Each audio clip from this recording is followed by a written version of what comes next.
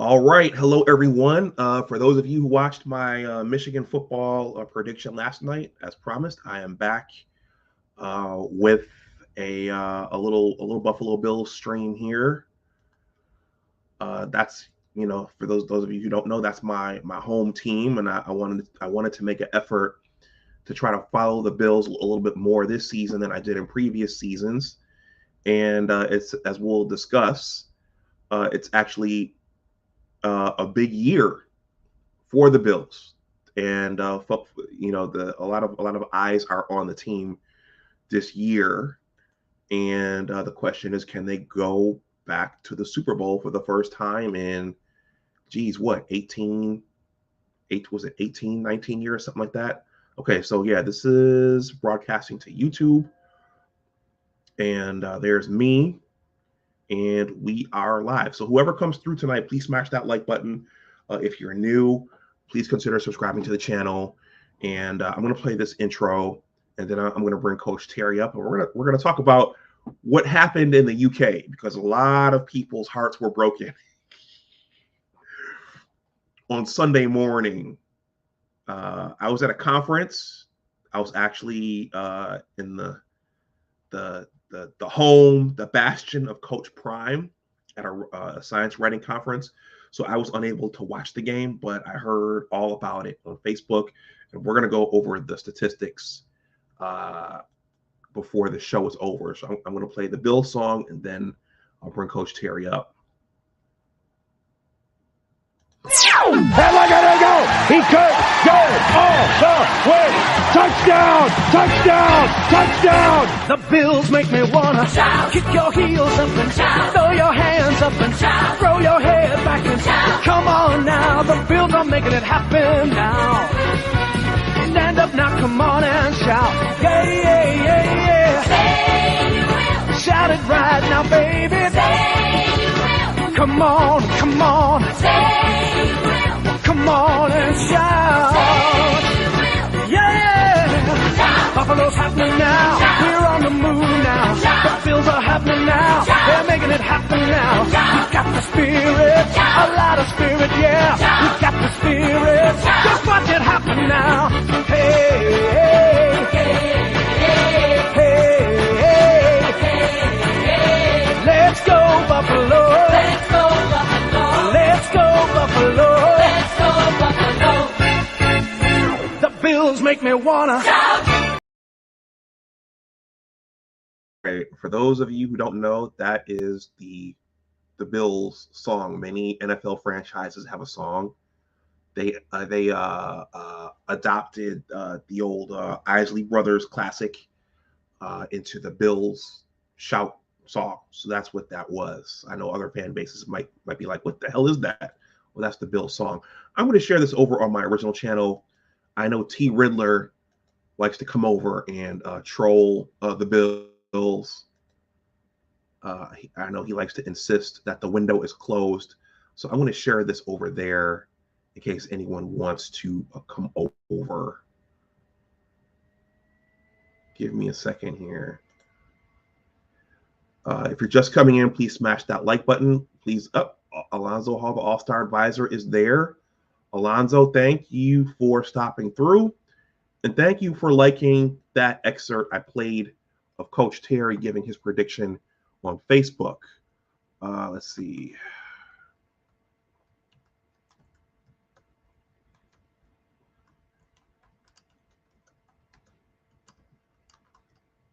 My subscriber base. Oh, there's T. Riddler right there.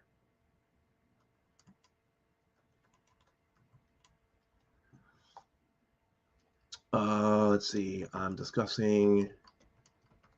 And there's Abdul. I'm having this discussion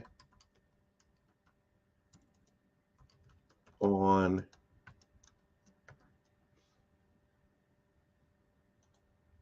right now. Trying not to shake the camera.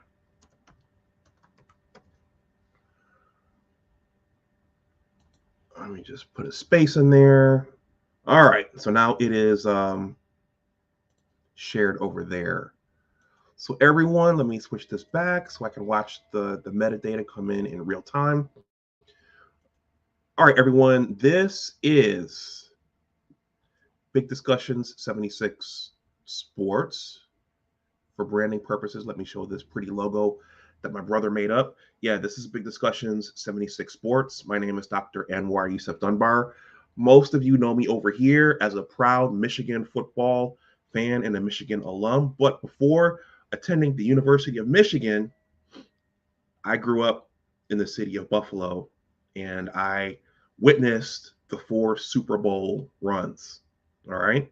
So with the resurgence of our team, well, what we think is a resurgence of our team, I've set out to cover the Bills a little bit more this season, and this it turns out I have a road dog for this, and we'll be doing this periodically, and that is Coach Terry. So I want to welcome back Coach Terry. What's going on, Coach Terry? Hey, nothing much. Doc, how you doing, man? Thanks for having me. No problem. Thanks for coming back. Yeah, so we're going to talk about the panic that has set in since Sunday morning. Oh, man. Before that, you have your own channel. I was at a writer's conference this weekend, so I didn't get a chance to look at your latest video. But what's happening in your neck of the woods? Yes, so on my channel, Coach Terry 803, I just posted the latest episode of my podcast show, The Coach's Corner. Episode 4 just dropped on my YouTube channel. Go over there and check that out. Please like, subscribe, hit the notification bell, all that good stuff. In episode 4, man, I'm digging into some unique topics. So The Coach's Corner is not just about sports, kind of like you do. You do sports based, but then you also speak about a lot of different topics. And in episode 4, I'm saying happy birthday to hip hop. I'm talking about the 50th birthday of hip hop. Getting into some of the origins of it and my love for it, and my little journey in hip hop. I'm also I take you behind the scenes. One of my things that I do, I'm a PA announcer for Allen University, HBCU, right here in Columbia, South Carolina. So I'm their official athletics announcer, and so I take you behind the scenes with me at one of the football games, so you can see just kind of how things work behind the scenes. Me in the PA booth, and the things that I'm responsible for pre-game, post-game, during, so on and so forth. So, The Coach's Corner is a potpourri, I like to say, of different topics. But again, I'm a sports guy, so there's always going to be some sports topics. Okay. All right. Hey, I thought you just mentioned an HBCU, and I was thinking about this earlier. For folks on the West Coast, USC means the University of Southern California. What does USC mean where you live? Yeah, so where I'm from, man, USC is actually the University of South Carolina. Gamecocks. It's not Southern California. Like Anwar said, when he and I actually met at Johnson C. Smith in Charlotte, another HBCU, and we used to hear them. Oh, I shout out to Smith. Homecoming is this weekend too, coming up actually. Think about shooting up there and checking it out. But anyway, so we would hear cats talk about USC, and man, this is weird. What are you talking about? Southern California, all the way over here? But no, they're talking about University of South Carolina. So you make sure you get that right if you come to North or South Carolina. That's right. My first year at Smith, I was scratching my head. I was like, what are they talking about? The guys from South Carolina, I was like, USC's in Los Angeles. Yeah. Okay. All right. Well, I have the usual suspects there in the chat. Alex, this is my Ohio State road dog, so he might come up and join us for a few minutes after we get done talking. He coaches just like you. Okay. He does some middle school basketball, so yeah, you guys have that in common. But before before we talk about the Bills, hey, I was in Coach Prime territory this weekend. I saw that. The conference I was at was at the University of Colorado. Now, let me say this: you're gonna find this funny, dude. Coach Prime has driven the prices up there for everything. I was looking to get some merch, dude. A T-shirt costs $30 in their bookstore. At Michigan, you can get T-shirts for like $15, $12, whatever. I swear, everything in that Colorado bookstore was marked way up. Mm-hmm. So I messed around and just brought back a coffee mug and a tea mug. But hey, man, the inflation is hitting everybody, man. It's hitting me too. Yeah, and I was like, man, there's nothing on clearance. There's nothing 50% off of everything.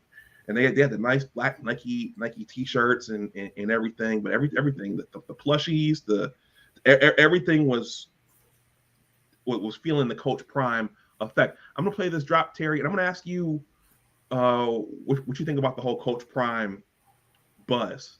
Okay. This is a short one. What's up, boss? You believe that? Hold on. Oh no. Do you believe that? Let's see. So I gotta play the Eddie Robinson Jr. and then the Who Is Swag follow up. So oh yeah. I'm gonna shake your hand and I'm gonna go on. I'm gonna always be respectful and respect the game. You got the great guys, W.C. Gordons, Eddie G. Robinson, those guys, Marino Chasm. I'm living on the shoulders of the swag. He ain't swag. I'm swag. He ain't swag.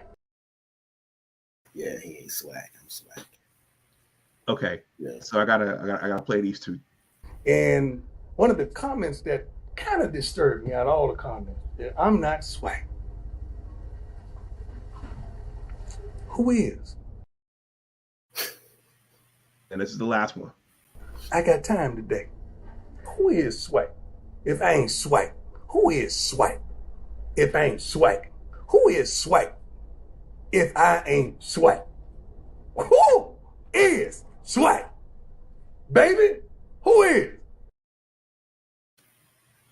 We're gonna talk to Bills, but while I got Terry here, Terry's a sports guy himself. Terry, what's your whole take on the Coach Prime bonanza?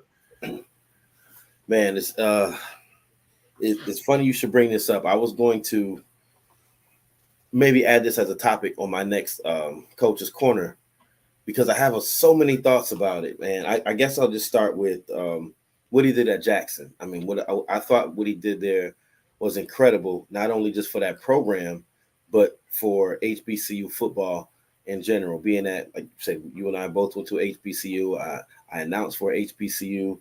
My brother went to one, my wife, like everybody around me. Like we have such a sense of community and connection when you go to those type of schools, maybe because the enrollment isn't as large as, the big state schools and places like that. But he brought back a good feeling. He gave a lot of attention to the program. The exit is kind of what bothered me. And it's not that I don't want to see our people shine, because I do.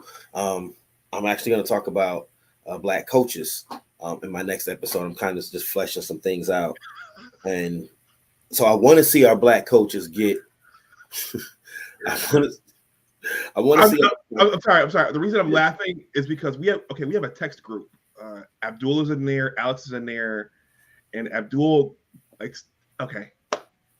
Abdul's pro Black coach as well. And not everybody understands the push for Black coaches, but go ahead. Yeah, no, Abdul, yes, sir. So I want to see us get those jobs, and especially in the power conference, big school, all that stuff. Even though Colorado's bottom of the barrel, still a big school in a big conference. So I want to see that happen. But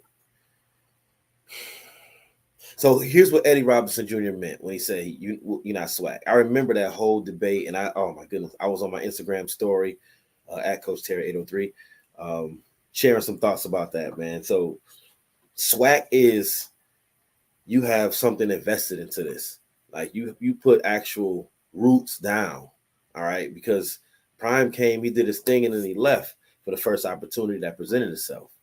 Again, I'm not saying he shouldn't or shouldn't have. I just feel like when he came there, he ended up looking like a used car salesman at the end of the day. Let's just be honest about it, because he talked the big talk like he always does. He's selling you something, selling you the dream, the vision, the buy-in, all of that. And then boom, I'm gone. Like I could see if it was maybe 5 years in, 10 years in. And again, it's his life, his career. I'm not saying you can't do that and aspire to something greater. My thing is, why not do something great where you were? Because I think it would have made a bigger impact and made a bigger difference, and possibly could have opened the doors to something even greater for HBCU football. That's just how I look at it, because he does bring up a lot of attention no matter where he goes. And him, going to on the road to some of these programs, that brings a lot of money in. That will just help out the sports athletic programs of a lot of these different schools and things like that. So, that's how, in a nutshell, 100-foot view of it. That's how I feel about Prime, man. I'm happy he got an opportunity. I don't like how it ended, but I thought he did some good things at Jackson. And I root for him, man. Black coach. I root for him, begrudgingly maybe, but I still do. Okay, so a couple things. So I think he was only going to be there for a little while. I think the other coaches and the administrations, they should have thought about that and try to figure out how to keep him there a little bit longer, because I think he's only going to be at Colorado for a little while before he moves on. Maybe he wants to get to the NFL eventually. He probably does. But what you said about him being a salesman, number one, that's been part of his brand all along, even when he was a player, selling himself, high stepping in the end zone, dancing, and then once the free agency hit, it was shopping himself around to the highest bidder. First it was San Francisco, then it was Dallas. Then he wound up here in the DMV with the Redskins at the end of his career. So he was always a bit of a mercenary. But in that reaction to Eddie Robinson Jr., he also did say this, Terry, and you just pointed it out, and this stood out to me as well. And I heard him also spew out comments about what did I say leading up to the week. I think I was a darn good salesman leading up to the week. Did we sell the game out? Well, did we sell the game out? Yes or no? Had they ever been sold out here? I was a darn good salesman. Yeah. What are you worried about, Eddie Robinson Jr.? We sold it out. Yeah. He is. I mean, but just so for those who don't know, hopefully you do know who Eddie Robinson Sr. is. But that, guys like that, they call them dinosaurs nowadays. They may not exist, those old relics that stay in one place and they grind it out, do the good and the bad. I think part of the problem too, though, on the flip side, is that the athletic departments, a lot of times they don't show the patience necessary to keep a coach in place long enough. I agree that Jackson could have done more to keep Prime, working with limited budget and funds, things like that, certainly play a part in it. And I'm not sure, maybe he was fully mentally prepared for what he was going to have to deal with going to a school of that size. It's not like he went to a FAMU, one of the larger HBCUs, or A&T. He went to Jackson State. So he kind of should have understood maybe what he was getting into and how limited his resources would be. Mm-hmm. Now, it is interesting. I've never been to Jackson State. I imagine it's in part like JCSU, my alma mater, and where we went. Imagine it's in part like that, like Livingstone, like Central, and then to see the University of Colorado this weekend, it's like night and day. I mean, you have the backdrop of those mountains there, and it's a multi-ethnic student body. There were some Israeli protesters there. By the way, I want to acknowledge what's happening in the Middle East, where we have first world problems. We're hanging our heads because our football team lost, but we're relatively safe. We have the luxury of doing that. But over on the other side of the world, there are wars going on. So I want to acknowledge that. But I'm saying that to say that, it's like night and day. It was probably night and day going from there to Boulder, which anyway. Do you have anything else about Coach Prime before we move on to the Bills? I will say, man, I want to piggyback off what you said. He probably won't be at Colorado long. I agree with that too. If he gets like a Big 10, Big 12, ACC, one of those Power 5 conference jobs, surely he's gonna bolt. I think college is probably his best fit. I don't know that the guys in the NFL would buy into a lot of that salesman stuff. Those are grown men. It's a little bit different. They're not going to be as infatuated with the rappers and the some of the extra stuff that he brings. I'm not saying he can't coach, because he obviously can coach, but I just think college is probably better for him. And good luck to him, man. Like I don't wish them to lose or anything like that. I hope they get better. He turns Colorado around. I remember, we're old enough to remember when Colorado was good, right? They won a national championship. Yeah, I remember that Cordell Stewart touchdown on Michigan. Oh my goodness, Michael Westbrook in the end zone. Yep. Yeah, absolutely, man. So they were good. You know, I mean, I would love to see that again.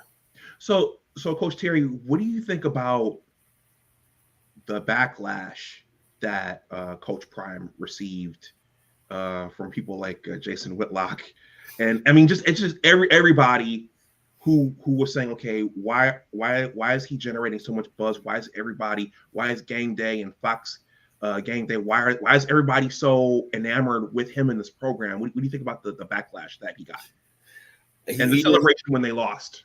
Yeah, I mean, he's just one of those people, man. We all have run into those people in our daily lives. He just has that magnetic personality. Like, people just want to be around him. Like, he's, you know, and yeah, maybe it was because of, like you said, the high stepping and the flashiness and the greatness on the field. But I think even more, like, I think if he wasn't a football player, like if he like washed cars for a living, he was still like had the same personality. Deion is just, he's a draw. For whatever reason, he's just a draw. Like, some people just have that kind of energy around them, like wherever they go. Like Taylor Swift, for instance, like she's just like, people just want to be wherever they're at for whatever reason, man. Prime is, like you said, like I said, he had Little Baby performing. Little Baby is young enough to be his son. You know what? Yeah, they want to be around Coach Prime. You know what, Coach Terry? That's the other thing that dawned on me when I was out there, because Colorado, again, it's the backdrop of the mountains. It's kind of bohemian. It's this diverse student body, and those rappers, those celebrities would not go out there if it wasn't for him. They would have no reason to go out there. They would have no interest in going out there if not for him. Yep. And so they better take advantage of this, because once he goes, whenever he goes, that's gonna go too. He's like LeBron James in the fact that they can change the economy of whatever city they're in. Yep. And that's tangible. You just said it. $30 for a Colorado t-shirt. Come on. They probably were giving those things away last season. That was $30 for a basic tee. Yeah, I mean, the flags were like $50. Oh. You know, it was like, dude, the Coach Prime effect. Mm-hmm. All right. So let's move on. So some folks were jumping out of their windows on Sunday morning, and I actually clipped this and threw it up on Facebook, and I threw it up on Instagram as well. You saw it on Instagram. Mm-hmm. I think you gave an accurate prediction of what the Bills' record is going to be in early January. I'm going to play this. So I want to say 12-5, but being reasonable, 11-6. Okay. See, I think we'll stop here. That's been the issue too in the playoffs, is that, well, I mean, they had Cincinnati in Orchard Park, but they haven't secured home field throughout the AFC playoffs. Mm-hmm. So I think that if you can secure home field throughout, that's a sign of being elite. Yeah. And they haven't. They've pissed it away the last couple of seasons, and they always kind of limp in with 4 losses, 5 losses, 6 losses. So I don't know, man. I think to get to the big game, they're gonna have to. That team's gonna need home field. So, but I think your predictions are pretty spot on. Yeah, it's gonna be tough to pry home field away from Kansas City. If we win that division, we at least get that first home game in the wild card round, and then, maybe divisional round, depending on how the things shake out, and then go to Kansas City, which we've shown we can win there. And I think losing the regular season game to Kansas City will beat them in the AFC Championship game, because that's what I predicted. Bills over Chiefs, Eagles over Cowboys. Bills beat the Eagles to win the Super Bowl. So I got us winning the Super Bowl this year, Abdul. You do? You got to win it? Yes, I do. I'm sorry if we weren't supposed to say that, but yeah. That's okay. I got Bills over Eagles. All right. Are you still sticking with the Super Bowl prediction? I am. I feel good about it, man. I really do. San Francisco is obviously the hot topic right now. They're putting cats to sleep. But we'll see. Again, Mr. Purdy playing well. Hats off to you, sir. But you're just going to have to do it for an entire season and postseason for me to believe it. I still like Philly, and I still like Buffalo. Kansas City is showing a lot of holes in their game right now. They're showing an inability to run the ball and pick up crucial first downs. They're also having problems throwing the ball past 15 yards from the line of scrimmage. So teams are really just going to start to pack it in against Kansas City, I think, make them, get the 13, 14, 15 play drives and score, which Mahomes, he's shown that he's willing to do that and check it down and short pass it all the way down the field. But that makes them beatable because they're not explosive and hanging 35 on you every week. I do. It's funny. I have the piece of paper still on my desk here that I wrote down when we were going through the Bills schedule. Mm-hmm. And at this point, I had us 4-1, losing to the Jags, oddly enough. So I had us losing that game in London. But obviously, I had us beating the Jets week 1. That was a meltdown. Yeah. So technically, I'm still right because I don't know what that week 1 thing was. Josh was playing like he was throwing the game. I mean, seriously. Yeah, and it's funny. The thumbnail for I used for this stream was Josh kind of looking on like with that bewildered, what happened? Look, how are we losing? which that is a prevalent image because there are games afterwards where he's kind of like, like what just happened? Yeah, that's how I feel about the Jacksonville game. I didn't. I was. Well, we're gonna get to that. I think the statistics kind of tell the story of what happened, even though I didn't get to watch it. I'm gonna read Raheem Gaines's comment here. He says, 11-6 does sound about right, given how the schedule will be harder in the second half of the year. Okay, and he says, your lips to God's ears, coach. And then Alex says 11 wins is a lot in the NFL.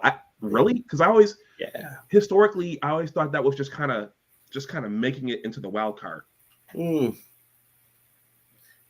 I say 10 is kind of like, they always say double digits, right? When it was 16 games, right? 10-6 is, you're a decent team. That's probably like a wild card team. 11 is, you're a good team. Maybe because I always say there's usually one game where something crazy happens, something funky happens. It's like, what? Really? That happened? And that's how we lost that game. So you take that game away, they're probably 12-4. So that's why, like he was saying, 11 wins, to me too, that's a lot. It's a lot of wins. Okay. All right. So these are the first 5 games. So yeah. So as you just described, the Bills lost to the Jets 22-16 in overtime. That was crazy. Aaron Rodgers went down early. When I saw that, I said, okay, well, we've got this. All right. No problem. That didn't happen. So they defeated the Raiders at home 38-10. They came here to the DMV and beat the Commanders handily 37-3. And then they defeated the Dolphins at home 48-20. And at that point, you're like, okay, well, they're on a roll now. And then we had Sunday. So what made you predict that loss to the Jaguars? Because I had us at 4-0, rolling and hot. So coming off that Miami win, I believe when you and I were talking about the schedule, I said we usually beat Miami at home and then go down there and lose. So that's why I said, well, we'll be 4-0, we'll be hot. Go to London, probably cool off that game just because of the quirkiness of the schedule. What I thought when I heard that McDermott didn't take the team over there until Friday, I was like, oh, we lost. Like we cooked. Like you can't. That was so dumb. Like whose idea was that? I don't understand that. Seriously, and I think that hurt us a lot. We were dragging. Yeah, someone on Facebook, a tech alumnus, she made that comment as well. And I don't know, do you know if that was the coach's decision or was that the NFL's decision? Because, yeah, you would want them to get over there a few days earlier, get their bodies on that time zone. But Friday, that's not enough time. Yeah, no, it's the coach because Jacksonville, they were already over there. They were there the whole week. Wow. So I mean, come on. Well, granted, they just played Atlanta the week before, but even when they played Atlanta, they flew over there on their off day on Tuesday. So they had the chance to get acclimated and then feel normal, because it's one thing to just get used to it, but now you need another day where you can live it and feel normal. Because like you said, they're going ahead in time, not behind, like from New York to LA. That's a big deal, man. So when I heard that during the telecast Sunday morning, I said, oh, never mind. We're not going to win. Okay. Hey, Abdul, now maybe that's cause for Sean McDermott's head to be put on the chopping block. That right there, that decision. Yeah. You out there, Abdul? He's out there. Yeah. All right. Let's look at the stats, because it was a close game. Mm-hmm. Let's see. Actually, no, this is the wrong one. It was close, but we never felt like we were ever in control or really even a threat to Jacksonville, to be honest. I was doing some training that morning at that time, training some youth football players, and I had the game on my phone. So I was watching it, working with them. And I mean, Jacksonville kind of controlled the game. It was a sloppy game. Like I said, we looked like we were sleepwalking. Josh got hot for a minute. Offense was clicking, but then somebody would get hurt.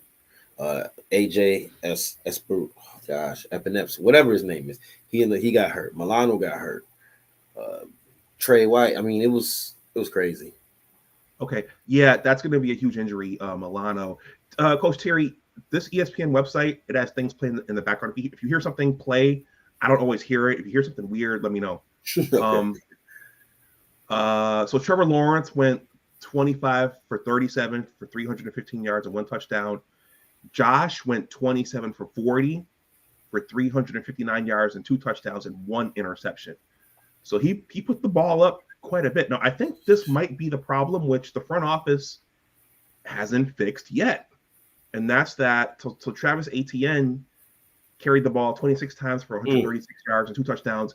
Our leading rusher was Josh with 4 carries and 14 yards. Like WTF? What the hell? That can't happen. Yeah, that can't happen. See, that was my concern when we talked the last time about it, and I said that we cannot have him doing everything. That's not going to lead to success. And James Cook had been playing well, so I don't understand what happened to that. Okay. So Jacksonville's leading receiver was this Ridley kid. He caught 7 balls for 122 yards, and Stephon Diggs led the Bills with 8 receptions and 121 yards and 1 touchdown. I'm going to go to the box score. Actually, no, I'll go. Well, no, let's take a look at this. Let's see. Yeah, rushing. Yeah, Josh was James Cook had 5 carries. He only had one more carry than Josh, and that was for -4 yards. Okay, yeah, this is not going to cut it. Sorry. Look at the total: 14 carries. Yep, 14 carries in a game that was pretty much a 1-score game the entire game, as opposed to 40 for Jacksonville. Mm-hmm. Yeah, there's Stephon Diggs throwing a tantrum there on the sideline. All right. I mean, he played a good game. Gabe Davis caught 6 balls for 100 yards. Mm-hmm. So they had production through the air, but I think so Stephon Diggs fumbled the ball once, he lost it. Okay, so that's gonna you'll lose the game that way. Deontay Hardy, he fumbled once. It looks like the Bills recovered that. Let's see. Ed Oliver got 1 sack on Trevor. AJ Espina got 2 sacks. So they were getting pressure on him. Mm-hmm. Leonard Floyd got 2 sacks. And Trevor didn't throw any receptions. I'm going to look at the total team statistics, and then I'll bring it, and then I'll close this out. So what do the team stats say? So first downs. Jacksonville got 29 first downs. Buffalo got 18. Let's see. Third down efficiency. Jacksonville was 10 for 18. The Bills were 5 for 12. Jacksonville ran 88 total plays. The Bills ran 54. Jacksonville generated 474 total yards. The Bills generated 388. Let's see. The Bills had a greater yards per play average. Passing yards, the Bills generated more passing yards. But that rushing total, look at that rushing total, 196 to 29. The Bills had 11 penalties for 109 yards. Oh, that stinks. Probably a tired team, maybe jet lagged. And Jacksonville held the ball for 38 minutes and 12 seconds, and the Bills possessed the ball for 21 minutes and 48 seconds. Okay. Yeah, I think that's all pointing to the lack of production. That's in large part pointing to a lack of production on the ground, in addition to flying out to the game on Friday. What do you think? Yeah, I think you hit it spot on there. Cheerio. I think because you can't, two things. When you can't run the ball, so that means you're probably in weird situations on second down, second and longs, third and longs, because you're not able to run the ball effectively. Two, you can't stop the run. So that means your defense is always on the field. You saw it with the difference in first downs. That showed Jacksonville likely picked up a lot of those first downs on the ground. So the inability to stop the run and inability to run the ball lead to the big gaps in the first downs and the time of possessions, like we saw, because both teams, I thought another interesting stat, both teams had 12 drives. So there wasn't a disparity in, they had the ball this many times. No, we both had the ball 12 times. Equal chances to score. It's just that they were able to hold on to theirs. A lot of 3 and out short drives, and that's just not going to cut it if you want to be a top tier team. I think there's still time to turn it around. I know there's still time to turn it around. We just have to just get back to being smarter and setting up more manageable third down situations. Terry, I'm going to drop the link so Alex can come up for a moment. He has to go to bed. But that's an excellent point. I didn't even notice that they both had 12 possessions, but it's what Jacksonville did with their possessions that Buffalo didn't. Mm-hmm. That seems to be the critical thing. Alex, the link is right there.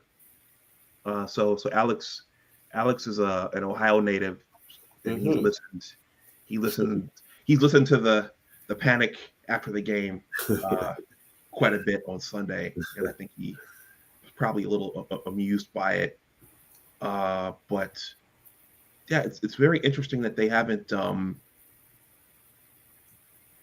that at this stage the team would still be experiencing things like this. It doesn't make any sense, man. This has been the Achilles heel for a couple of seasons now, so it's not a surprise to anybody.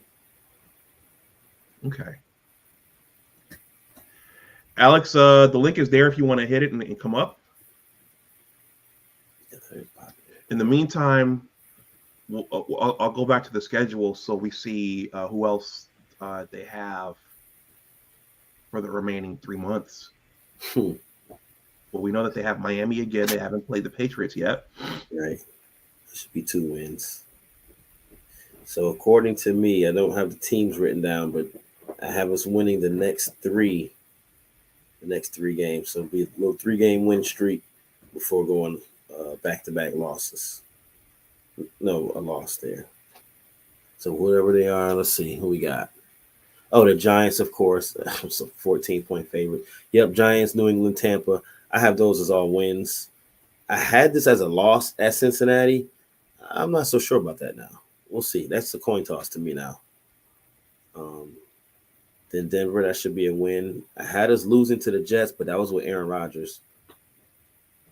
So that may erase. Well, that's that split anyway. Hold on, Terry. I'm gonna bring Alex up. By the way, man, I won't be at homecoming this week. I decided to go up. I'm gonna go to the Giants game.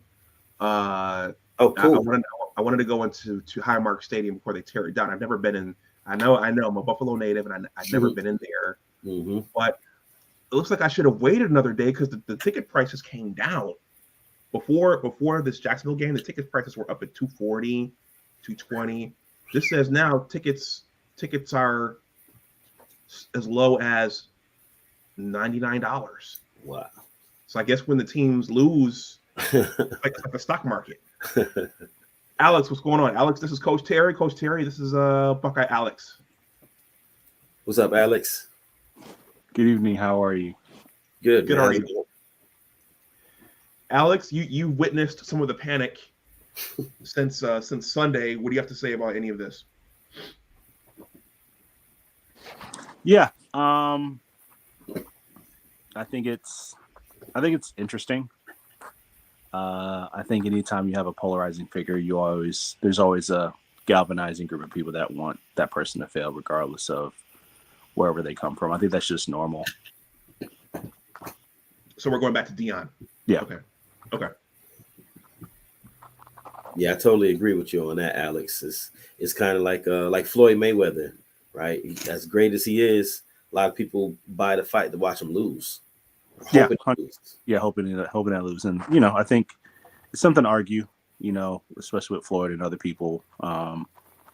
It's one of those things, right? Like, it spans across generations and culture and, politics and all different, it spans, worldwide. When you have a polarizing figure, there's just always a group of people that want to see other people fail. So it just kind of is what it is. It's just the world we live in, unfortunately. Mm-hmm. Okay, Alex, I know in our text group, I think you asked a question. Maybe the Bills' record is just what they are. Do you want to explain that, or what do you mean by that? Coach Terry, I'm sure you say you train. I don't know. Do you coach a team, or you say you're training kids? Yes, sir. I train kids. I also coach high school football, middle school basketball, and middle school track. Awesome. I coach middle school basketball too, and JV. Okay. And JV. Right. So, nice. Listen. At the end of the year, I think as a coach, you should know that your teams either they overperform, they outperform, what your expectation is for the year. Mm-hmm. They can underperform, or they can kind of just be right where you thought they were.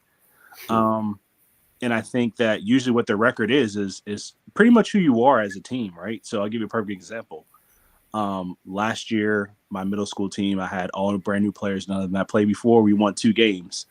We lost several games by single digits, and probably up until that point shot 20% from the free throw line, right? And we finished the year like basically 2 out of 3, right? So we kind of figured it out and started winning games at the end of the year. But at the end of the day, we're not a 5-win team. Like, I'm being realistic. We weren't a 6-win team. We weren't a 3-win team. We were a 2-win team. That's what we were. Now, my expectation, because I worked all summer with my kids, and we're even working, even today, my expectation is for us to probably win, 10 to 12 games this year. But if we win 6, we're a 6-win team. That's just what it is. And there's an interesting stat, and I'm going to point this out very quickly, and I'm curious of what your thought is. And Fleck probably already knows, or Dr. Anwar probably already knows where I'm going with this. No team in NFL history that has had a coach and quarterback past 5 years has won a Super Bowl. It's never happened. Wow. That's interesting. That I want to comment on that. You sound like such a coach. You're like, you are what your record says you are. That's the old who said that? I think that was a tuna, Bill Parcells. Yep, the tuna. Yep. But it's so true, man. Like Coach Alex is right, dude. Like you can say, man, we were a better team, man. We should have, but we didn't. So we are. This is what it is. And yeah, I've been on, coach some teams that they met expectations and we performed well, a lot of wins. other teams that met expectations, and we didn't win as much, but that's kind of what we thought was going to happen. So like you say, but to tie it with the Bills, I think what he's saying, Doc, is that 11 wins is good, right? You consider it modest. I consider that good, a little more leaning to the good side, but that's probably what we are. You know what I mean? Like, Yeah. Good or modest in some views, maybe not great, because great would be 14, obviously 15 wins, 13. 13 and up, I think is great. Yeah, I mean that used to be the sign. Those were your Dallas and your San Francisco teams. 13 and 3, 14 and 2, and then 11 and 5 and 10 and 6. That was just making the wild card. So guys, we got one more. We're gonna go for about 15 more minutes. I wish I had a gong, but we've been joined by the Snowman. Coach Terry, meet the Snowman. He's on every morning, going hard, putting in work on his channel. Okay. Snowman, welcome. Good evening. How is everyone? Good. How are you? Good, Snowman. When I see Bills paraphernalia, the quarterback that comes to mind for me is Jim Kelly. All right. Rightfully so. Jim Kelly and the K-Gun offense. I will say this. Y'all shouldn't have lost to the Jaguars in London. But when you don't, it reminds me of Super Bowl 25. When you only have the ball for 19 minutes, you're not going to, with a fast break offense, you're not going to do much. And the Jaguars possessed the ball. And they also forced a couple of turnovers against the Bills. You're not going to win 13 games that way. And as long as Josh Allen is still your leading rusher, you guys got problems. Unless you find that bell cow running back and appoint him as such. I mean, okay, here's where I have fun. Don't do what the Dallas Cowboys are doing. Okay? Don't make Tony Pollard your bell cow running back and then you don't use him. True or false? True. 100%. Because the Cowboys got brutalized by my 49ers on Sunday night. That was a message game. A message to who? Everybody. The NFL. Thank you, Buckeye. They sent a message. And the message was, we have unfinished business. Interesting. So, Snowman, how do you feel you'd match up against the Eagles? We're ready. Jalen Hurts ain't Dak Prescott now. Now, I also believe that if San Francisco can keep a quarterback healthy, they probably would have won the Super Bowl last year. True. And that's why I said unfinished business. We have to go to South Philly on December 5th. And this time we're fully healthy because Purdy wasn't the only injury we had to deal with. But Purdy got injured like on the first drive of the game from Hassan Reddick. Absolutely wonderful play by Hassan Reddick. He chopped the ball away. The Eagles took it down and scored. That's what you're supposed to do. But when we see them this time, we'll be ready. So, Snowman, you're a 49ers guy. I am since 1981. Okay. Since the catch. Okay. So, guys, like one of the things I think about is like I think to have a Super Bowl team, you need to have a quarterback, a coach, and from the front office. Mm-hmm. Yeah, you got to have those three. I think Belichick showed that you could replace all the other parts around those three. Yep. But when I think about the Bills front office and the head coach, I don't know why they haven't solved this running game yet. It's been like 3 to 4 years. They're scared to run. What do you mean? I'll solve that puzzle for you. You had Devin Singletary. You should have appointed him your bell cow running back, and you didn't use him. Kansas City come to mind. You had a chance to run them ragged in the AFC Divisional at Arrowhead Stadium, and all you had to do was plug Devin Singletary in the hole about 20 times. Didn't do it. But at the same time, Patrick Mahomes dictated the pace, as he often does. So you're Josh Allen, you're forced to keep up. And you had the lead. But you left him too much time. if you run the football at least 25 times a game with a bell cow, a number one running back, you're going to win more often than not. You know, Snowman is you see talking about Singletary, we had the two-headed, I won't call him a monster, but we had two-headed backfield with Singletary and Zach Moss. And Moss looked pretty doggone good for the Colts on Sunday, didn't he? And that game for the Indianapolis Colts, even though they play Jacksonville next weekend, that game is going to propel them to the AFC South Division title. They needed that statement game against the Tennessee Titans because the Titans have been their bugaboo for the past 7 years. Yeah, they have. Interesting you say that. Over the Jags, huh? They will end the jinx in Jacksonville. If they can end the jinx against the Tennessee Titans, then doggone it, they can end the jinx. Look at the Colts defense. The Colts defense is dynamite. They held Derrick Henry in check. But what the Colts have to do Sunday, they cannot play scared. They cannot play timid. If they play any kind of timid, especially if the Jaguars get the ball first, they're in trouble. Okay, can I piggyback off of what Snowman just said? Well, I was going to ask you, Alex. Well, you're down there. Are we watching the ascension of the Jaguars now?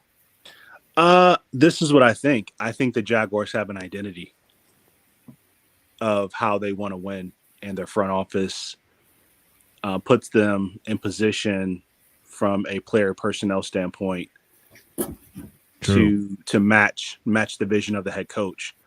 And I understand the Bills have Josh Allen, but I don't know what their identity is. That's the big point. That's the big point. If you look at the dynasty of the 49ers, they were identified by Montana and Rice and Craig and Taylor. Look at the identity of the old Buffalo Bills with Marv Levy. They had the K-gun offense, Jim Kelly, Thurman Thomas, Andre Reed.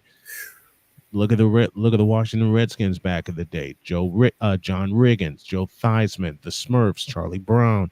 There is an identity with all major teams. This year, when you look at Philadelphia, they're still a running team. Jalen Hurts has gotten better in the pocket and more accurate. When you look at the 49ers, they just flat out want to punish you. It's not about I heard this on a sports show, and I'm going to borrow it.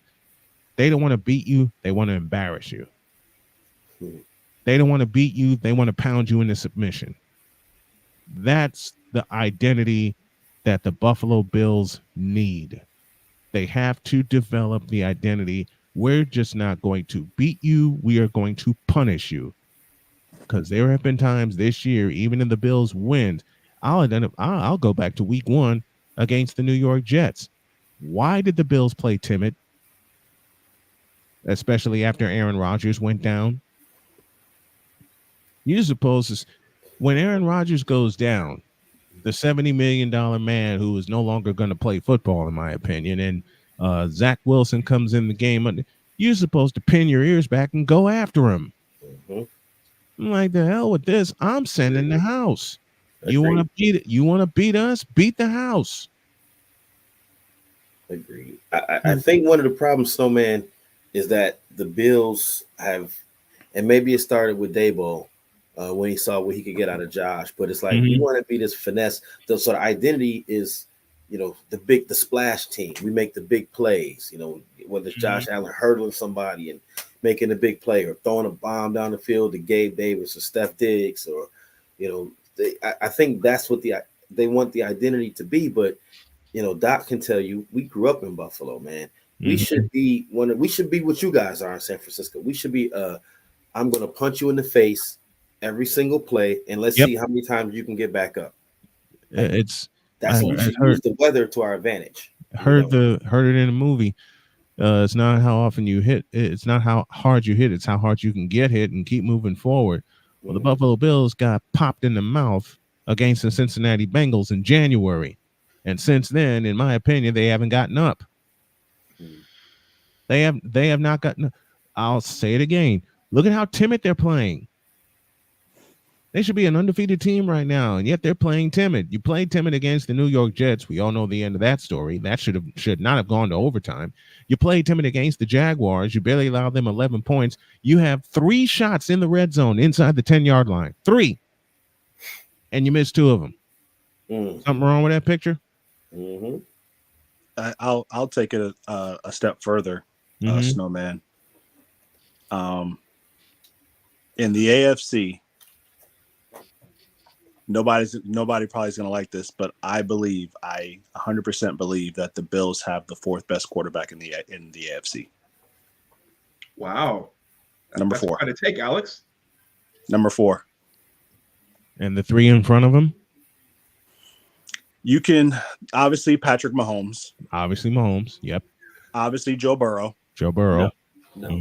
You shake your head no, but Joe Burrow got to a Super Bowl with Doc, you, Snowman, me, and Jamar Chase. Coach, we talking about this year, Coach. I ain't talking about 2 years ago. That's fine. He's been able to get to a Super Bowl. Who's the 3rd quarterback behind Burrow? I'm leaning Sunshine, but I'm leaning him. But you can make a case. You can make a case for Tua, even though they just beat him. You can make a case for Lamar Jackson. I cannot make a case for either one of those 2 quarterbacks, and I'll tell you why.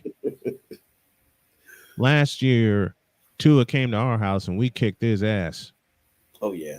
All you have to do with Tua and with Lamar Jackson, who's still finding out how to be a better quarterback. He's a fabulous athlete. Mm-hmm. All right. Same with Josh Allen. Fabulous athlete. Haven't learned the quarterback position. I agree with that. Have not learned the quarterback position. Haven't learned how to, in crunch situations, go back to Kansas City in that overtime classic, read defenses. Can I tell you who hasn't done the same thing? Who's that? Josh Allen. He hasn't. Because if he hasn't, he'd have won that game in Kansas City walking off. Absolutely. That's why he's number 4. That's why. Because to me, he's in the same category as those other 3 guys I just named. And Tua Tagovailoa, I don't think it's ready. I don't think so either. I am not putting any money on Tua Tagovailoa, and I have 2 reasons. One, he's not fully developed, Alabama or no Alabama. Matter of fact, I'm going to really anger some Dolphin fans, and I know quite a few of them, by saying this statement. 1 game got Tua a massive contract and a high draft pick. And, of course, that was the comeback win against Georgia. Mm-hmm. That game got Tua where he is. Now, gentlemen, I pose this question. Has he done anything of significance since then? I'll answer that for you. Hell no. Well, I mean, Tua was never spectacular though. Like he was always just. He's got a glass hip. He's got a glass hip. Yeah, and he kind of has a glass hip. Anwar, you've heard my show and you've seen people get so mad at me when I make statements like this. My next 3-word question is find the lie. Find the lie. Because everybody last year was so high on Tua until he came to Santa Clara and we beat him up. Yeah.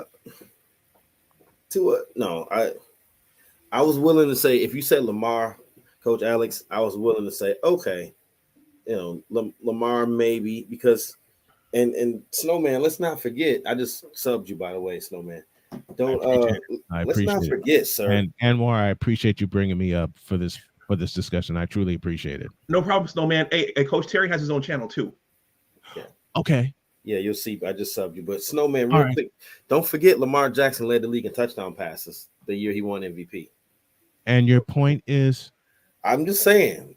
I just threw it out there for a tidbit. Okay. That's all. Okay. And I have 2 in return. He may have led the league in touchdowns in 2019 when he won the MVP. He was also second in rushing yards as a quarterback. You had Tennessee in your house in the divisional playoff after a week off, and you got socked in the mouth. Oh yeah, he was bad that game. Absolutely. I rest my case. He's bad. I've also seen a lot of guys be bad in the playoffs. So have I. I've seen Aaron Rodgers do horrible in the playoffs. He's a terrible playoff He lost. quarterback. Aaron Rodgers lost to a quarterback who threw only 8 times in an NFC Championship game. And yes, that was against my 49ers. Yep. But I just wish that once it would have been Jim Kelly versus Steve Young in the Super Bowl. That would have been how crazy thing. You know how crazy those numbers would have been? Oh, that probably would have been the most watched Super Bowl of all time. Yeah. That would have been numbers off the charts. And the not just the stats, but people viewing it, people getting into it. Man, please, that would have been better than Super Bowl 25. And we know Super Bowl 25 was really the most watched because the unexpected Giants, love them dearly, got there by beating us with 5 field goals.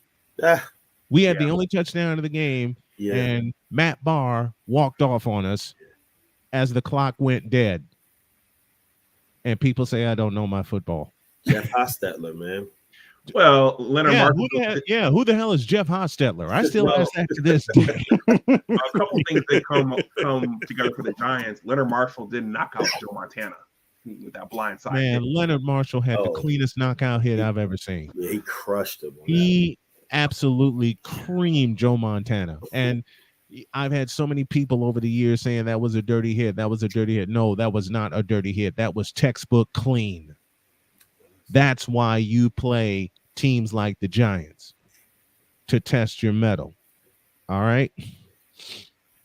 If the Bills ever got a bell cow running back, the hell, you could run James Cook 30 times. Yeah. You can run James Cook 30 times. Matter of fact, you had 2 bell cow running backs, and Terry just said it. And I just subscribed to your channel, by the way, Terry. You had 2 bell cow running backs, Zach Moss and Devin Singletary, and you let them both walk. But Zach Moss rang up Tennessee for 157 yards. Right. But that's part of this. This is an identity issue. Yeah. With the Buffalo Bills. That's the problem. Yeah, it's an identity issue. Like, you sat here and ran off stats about the time of possession. Mm-hmm. If you cannot keep the defense off the field, your defense off the field, they're going to get tired. And by the time the second half rolled around, they're gassed. You can choose. Yeah, they're gassed. I mean, it was already 21-7. It was already 21-7 at the half. Mm-hmm. And did you hear Kyle Shanahan at the half? We should have had more. And I agree. They punted twice and they fumbled at the 2-yard line. Yeah. Which was a great play, by the way. But imagine if they had been perfect in the first half. When the Cowboys, and my buddy Victor brought this up to me when I did the live stream Sunday night. When the Cowboys were walking off the field and the 49ers were running off the field, the game was over. The Cowboys were defeated. Body language is so key, man. I tell all my guys that, you can't. Coach, I know you hear that same thing. I mean, you hear me and probably say the same thing, because you don't, like, it tells a lot. You know what I'm saying? I tell, because I'm also a teacher, guys. So I tell my students, I said, when I ask you how you're doing, I said, hey, is everything okay? Yeah, Coach, I'm fine. Like this, I know everything's not fine. Like, it's body language is huge, because my wife says that to me all the time, and she knows when I'm having a bad day or a bad moment, and some tells that she pointed out to me that I didn't think I did. I would walk with my head down. I would walk slumped over, and I wouldn't be repeating any calls around the house, just to get her laughing. 3 important tells about me, and she figured them out. Body language tells everything. Look at the body language of the 49ers and Cowboys from Sunday night at halftime. I noticed that same thing, Snowman. Honestly, I did. I was like, wow, like, one of those teams did not want to be there. Exactly. I had so many Cowboy fans messaging me saying, "Oh, we're going to give you all the business." Wrong again. We're going to give you all the business. I read one Facebook post. I swear to you, I read one Facebook post where they predicted 27-24 Cowboys. Like, are you bleeping nuts? And all these like, just watch. Yeah, just watch our team put a foot in your ass. And he said, okay, what's your prediction? 45-24. And I'm being generous with 24. It's pretty close. I said 45. I had said it all week. I said 45. We're going to hang at least 40 points in the Cowboys. My goal was 45. 42 ain't shabby. Pretty good. All right. Well, gentlemen, I need to wind this down. I just flew back from early in the morning from Boulder. I have to go in the office. You're tired. Alex has to go to bed too. Yep. Yeah. And, So Coach Terry has to get up and coach and teach. Before we go, Alex, you said Sunshine. Which quarterback is Sunshine? Justin Herbert. Okay. Justin Herbert. Yeah, I understand, Coach Terry. My wife, she's a curriculum resource teacher, so I know about those teacher hours. So yes, sir. Mm-hmm. My wife was a professor for 5 years. I get it. Dope. That's so dope. Well, guys, thank you. We started off with me and Coach Terry, but we ended up having a nice little cipher here. Yeah, I like that. This was fun. Hey, I appreciate you guys bringing me on. I appreciate it. Yes. I think the bottom line, Snowman, appreciate your acumen is second to none. I think the takeaway is the Bills don't have an identity. You don't know what the Bills identity is. That's absolutely correct. And your identity can be found in a running game, and you better get one quick because you got to go through the AFC East again. Hey, Alex, maybe when Harbaugh goes back to the NFL, he can go to Buffalo and I hope so. Build us a running game. I hope so he can stop beating up my Buckeyes. Tired of losing to them. The streak ends this year for the Buckeyes. I hope so. Snowman, I hope so. I really do. All right, let me listen. I'm tired of hearing. Dr. Anwar talk his smack. I've had it for 2 years. You're about as tired of Dr. Anwar talking his smack as I was with the Cowboys talking their smack, and we smacked them in the face. Okay, all right. I'm gonna take you at your word. The streak ends this year. Let me get on. Hold on. Since we're talking about ending the streak and we gotta go out with Coach Ryan Day here. Hold on. This is a tough team right here. We're proud to be from Ohio, and it's always been Ohio against the world, and it'll continue to be Ohio against the world. But I'll tell you what, I love those kids, and we got a tough team. We shall see. Snowman for showing me the importance of drops and sound effects. You do me much honor, sir. I appreciate that. Let me get on out of here. Thank you, gentlemen. Thank you. You guys have a great evening. All right, guys. Appreciate it. Thanks, Alex.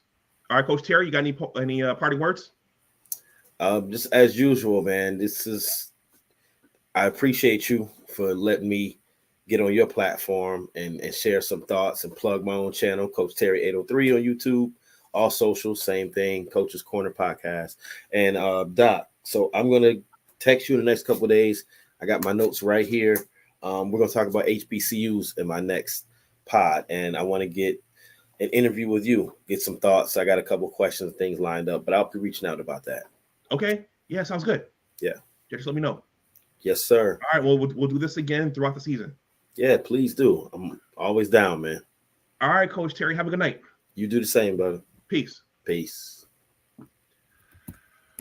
All right, everyone. I wouldn't say that I'm jet lagged, but I was up early out in Coach Prime land, trying to make my way back here to the DMV, and I have to go into the office tomorrow to make the donuts. Well, not actual donuts, but government regulation and policy donuts.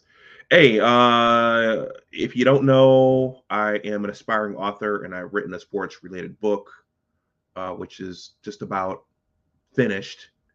It's called The Engineers, a Western New York basketball story. Part of the story involved part of the story involves watching the Buffalo Bills go to those 4 straight Super Bowls. And I learned a lot about sports watching the Bills go to those 4 straight Super Bowls and unfortunately losing. This link is below in the description box. I just interviewed Coach Carlos Bradbury last week. That was a promotional piece or a promotional offering for the book. And I also have a newsletter. This is the link for the newsletter. Please consider joining and subscribing to my group. This link is in the description box. There's a 2-paragraph greeting. And you just hit that subscribe button there in the bottom, there at the bottom, and you enter in your email address and you are a part of the group there. So with that, everyone, hey, I'm going to wrap this up. Thank you to all the guys who came through. It started off with me and Coach Terry, and then Buckeye Alex came up, and then the channel was graced by the Snowman. If you're unfamiliar with the Snowman, check him out. Snowman in the morning, Snowman Media. Snowman goes hard every day in the morning. So check him out. So with that, hopefully the Bills, Josh Allen, Sean McDermott, that front office, hopefully they can find an identity. Buckeye Alex said that about our Michigan Wolverines as well.